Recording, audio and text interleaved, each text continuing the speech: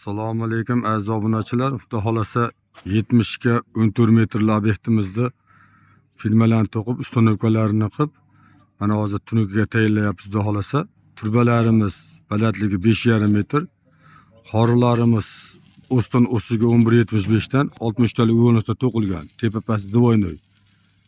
Firmalarimiz 60 talik uyg'unlikdan qilingan 14 metrdan. Mana shadalarni tortib, simlarini tortib, mana xudo xolasa bir narsani tayyor qilib qo'ydik. Mana hozir peshanasini chiqaryapmiz hozir. Kranchilik qotiryapmiz. Aziz obunachilar, kimga mana shunaqa xizmatlar kerak bo'lsa, ekranda raqamga aloqaga chiqaverasizlar. Xudo xolasa chiroyli kelishli holatda qilib beramiz.